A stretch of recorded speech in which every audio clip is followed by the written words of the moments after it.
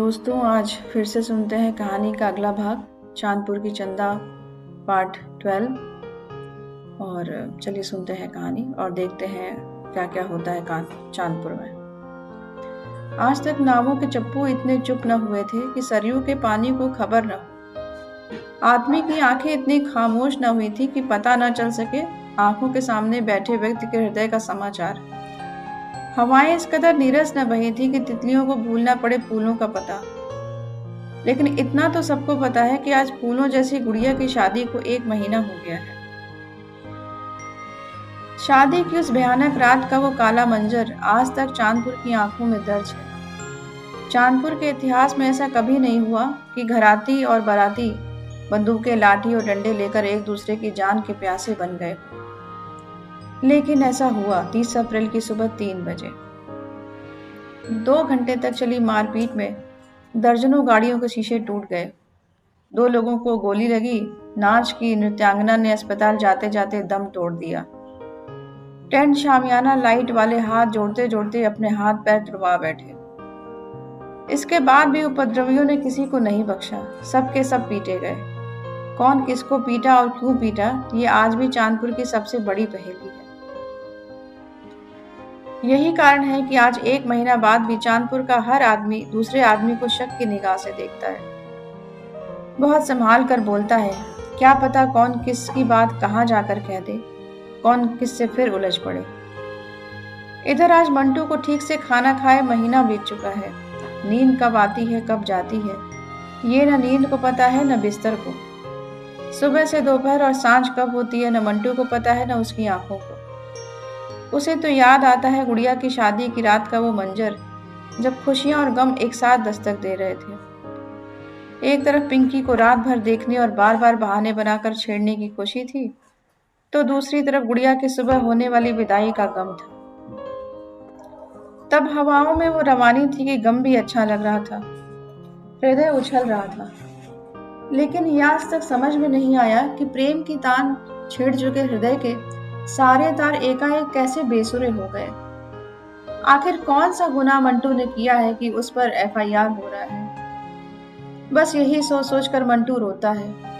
राकेश उसे गले लगा लेता है। सरयू पार निचाड़ दियारे के कोने में दिया जलता है और इसी दिए के पास दोनों की सुबह होती है। शाम होती और एक गहरी उदास रात भी। रात भर चांद को ताकते हुए भी मौसी को रोता हुआ चेहरा याद आता है, तो कभी दिन भर थाना कचहरी दौड़ते मौसा का। कभी गुड़िया की उदास आंखें आती हैं तो कभी पिंकी की करुणा भरी पलकें।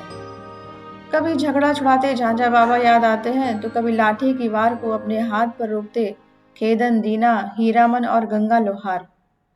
लेकिन इन यादों का क्या है। यादें आती हैं और एक गहरी उदासी सांसों के साथ रेंगने लगती है। माथा गर्म होने लगता है, पसीना छूटने लगता है। अभी अभी खबर मिली है कि गुड़िया के ससुराल के 4 लोगों पर रमेसर ने FIR किया है। वहीं चांदपुर के करीब दर्जनों लोगों पर गुड़िया के ससुर दीनानाथ ने भी FIR किया है। दोनों पक्षों के बीच से ज्यादा लोग अभी भी फरार हैं। रमेसर ने खाना पीना छोड़ दिया है। नई रिश्तेदारी एक क्षण में दुश्मनी में बदल जाएगी, ये कौन जानता था। इकलौती बेटी के भाग्य का सूरज उगते ही बादलों में घिर जाएगा, ये किसको पता था। जरूर पिछले जन्म का पाप हुआ होगा, तभी भगवान ने यह दिन दिखा दिया है। दीना की छुटकी पतो तो पल्लू खोस कर कहती है, हे डी बाबा, इस डी के पूरब बेटी का ब्याह आज के बाद कभी नहीं करना है, कभी नहीं। चांदपुर की बेटियों के लिए वो दिशा अशुभ है, अशुभ। इधर मैनेजर साहब नथुनी सिंह का दालान बोर्ड परीक्षा के बाद आज फिर गुलजार हो गया है। मारपीट में जमानत कराने से लेकर थाना कचहरी में पैरवी करवाने वाले लोग दिन भर दौड़ रहे हैं। वहीं प्रधानी चुनाव की तैयारी में व्यस्त डब्लू नेता सबकी प्रार्थना सुन रहे हैं। नृत्यांगना के सामने दारू पीकर धकाधक फायर करने वाले आज उनके सामने भीगी बिल्ली बनकर चरणों में लूट रहे हैं। डब्लू जी, विधायक जी से कहकर केस से बचा लीजिए, नहीं तो बेटे का भविष्य चौपट हो जाएगा। इन भीगी बिल्लियों के चेहरों को देखकर लगता है कि मनुष्य जब विपत्ति में घिरता है तो मनुष्यता के कुछ और करीब आ जाता है। उसके भीतर की लगभग मृत हो चुकी संवेदना जागती है और उसके भीतर का अहंकार याचक बन जाता है। मैनेजर साहब नथुनी सिंह उसी याचना को बखूबी समझ रहे हैं। सबसे बतिया रहे हैं, आश्वासन ले और दे रहे हैं। इस लेन देन की खबर चांदपुर दियारे तक ही नहीं, चांदपुर चट्टी तक चली गई है। आज फूकन की दुकान पर इसी खबर को लेकर एक उच्च स्तरीय बैठक चल रही है। बैठक में सदा उपस्थित रहने वाले कुछ गणमान्य सदस्य फरार चल रहे हैं। हमेशा हंसी मजाक करने वाले चेहरे आज उत्साहहीन हैं। उनके चेहरे पर चिंता की लकीरें हैं और आवाज एकदम धीमी। इधर फूकन अनमने मन से बिगड़ी हुई सीढ़ी को 18वीं बार ठीक करते हुए और बैठक में उजागर हो रहे रहस्यों को कान लाकर सुन रहा है। रे गुड्डू, हाँ रे, एक बात बताओगे भाई? पूछो भाई। गुड़िया की शादी में मारपीट हुआ, ये तो समझ आ रहा है। हाँ आ रहा है, लेकिन साला ये क्यों नहीं समझ में आ रहा है कि गांव में जिसने कभी लाठी से सांप नहीं मारा, वो भी उस रात हाथ में कट्टा लेकर नाच देख रहा था। जिसके पास जहर पीने के पैसे नहीं थे, वो भी दारू पीकर नागिन डांस कर रहा था। गुड्डू की भौहें तन गई। वो अपनी जगह से खिसक रहा है। रे भाई, धीरे बोलो, धीरे, एकदम धीरे। तुम यार बहुचट के बहुचट ही रहोगे। पहले ये बताओ कि डब्लू नेता मुंह बांधकर दूल्हे के भाई को क्यों मार रहे थे? हाँ भाई, मुंह तो बांधे थे, तभी तो गुड़िया के ससुर ने अज्ञात लोगों पर FIR करवाया है। बगल में गुमसुम बैठा सत्य प्रकाश चौंक कर पूछ रहा है, ऐसा क्यों हुआ भाई? हमको तो सामियाना के सामने हमारे बाबूजी भगा दिए। बेटे के सामने नाच देखने में उनको लाज लग रहा था। हमको तो आज से कुछ समझ में ही नहीं आया कि किससे किसकी दुश्मनी थी। गुड्डू खैनी मुंह में डालते हुए पसीनों को पोंछ रहा है। बेटा, ये गांव की पॉलिटिक्स है। ये मिथुन चक्रवर्ती की फिल्म नहीं कि लास्ट में हीरो गुंडे को मार के हीरोइन से ब्याह कर लेगा। यहाँ हीरो कब गुंडा बनेगा और गुंडा कब हीरो बन जाएगा, ये कोई नहीं जानता। सत्य प्रकाश परेशान हो रहा है। सत्य इतना अंधेरे में छिप जाएगा, इसका अंदेशा उसे भी नहीं था। उसने झल्ला कर कहा, छोड़े यार पॉलिटिक्स। साला हमको तो समझ नहीं आ रहा है कि अगर गलती बारात वालों ने की थी तो फिर डब्लू नेता को राकेशवा और मंटुआ क्यों पीट रहे थे, जबकि दोनों दिन में 4 बार डब्लुआ को सलामी ठोकते हैं।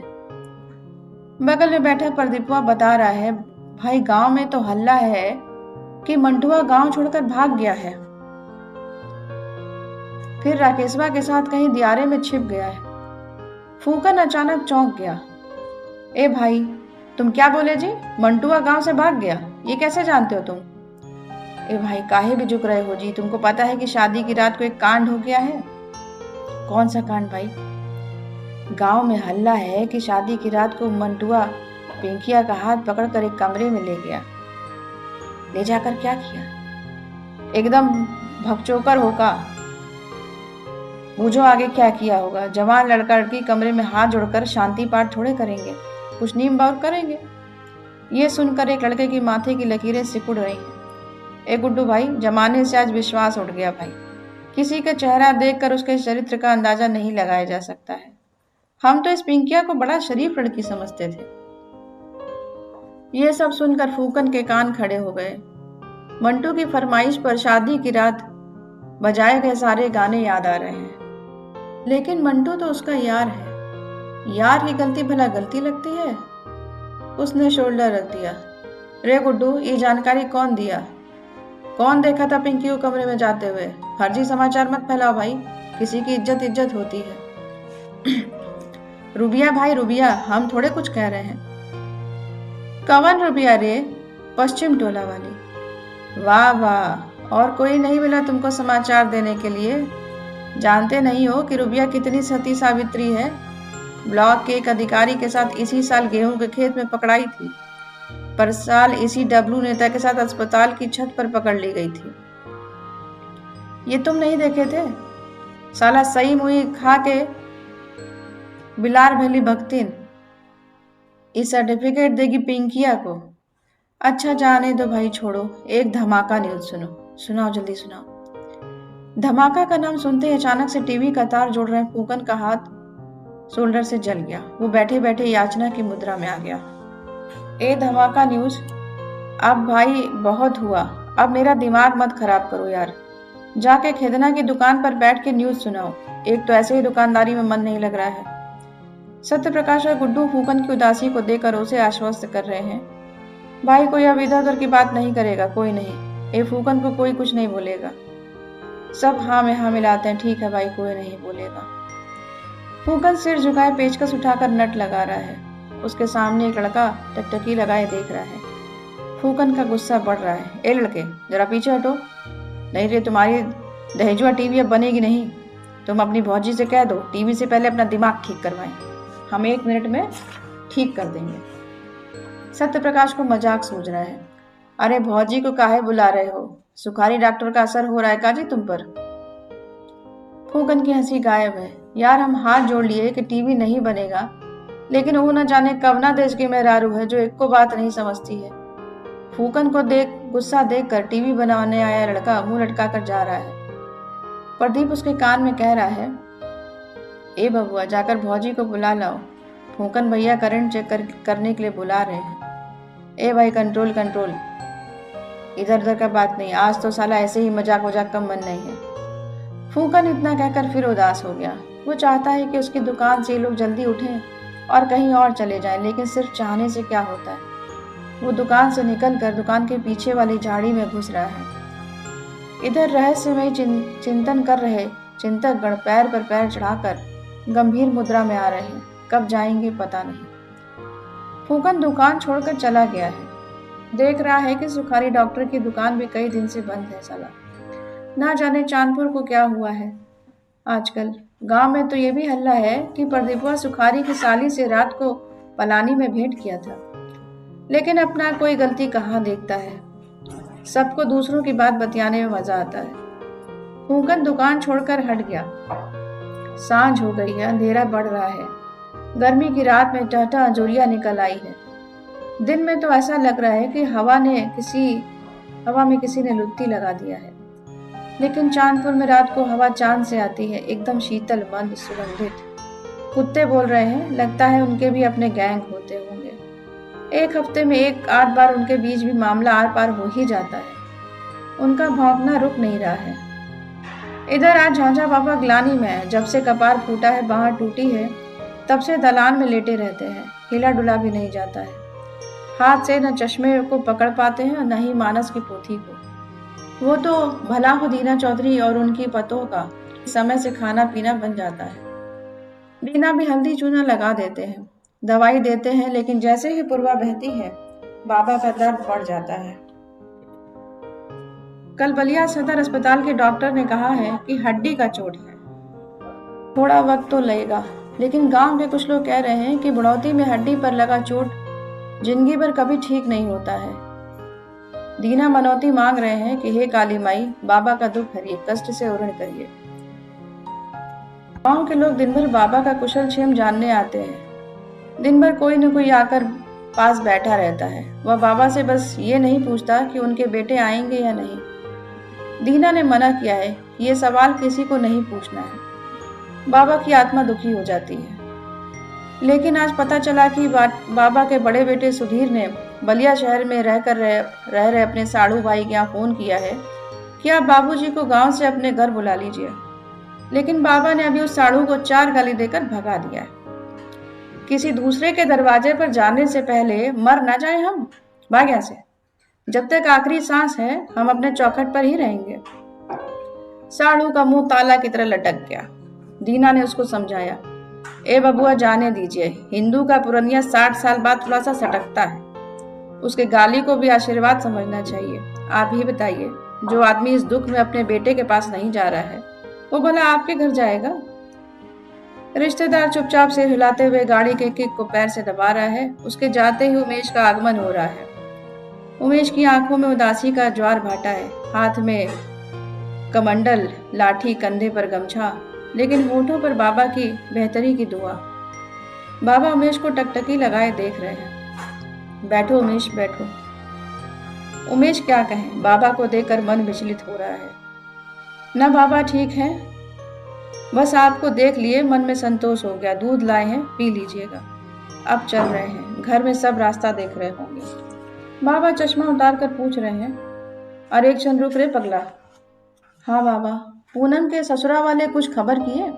ना बाबा, कहाँ किए। हम तो कहीं से मुहा मुही सुने हैं कि पूनम का दूल्हा जिस औरत से ब्याह कर लिया था उस औरत से एक बेटा हुआ है। इतना सुनते ही उमेश के शरीर का सारा खून सूखने लगा। ऐसा लग रहा है कि हवा अगर तेज चल जाएगी तो झट से जमीन पर गिर जाएंगे।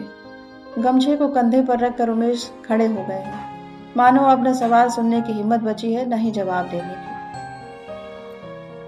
इधर पिंकी का भी हाल बेहाल है। गांव भर में हल्ला हो गया है कि पिंकिया मंटुआ से रात को अकेले में भेंट करने गई थी। परसों इंटरमीडिएट का रिजल्ट भी आ गया। 77% मार्क आने के बावजूद भी पिंकी रोती रही, आंसू पोंछती रहती है।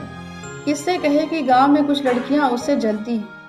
उनको जलन होता है कि उसके सिलाई कढ़ाई पेंटिंग करने से, उसके गीत गाने से और क्लास में हमेशा फर्स्ट आने से ये सब उनका ही किया कराया है।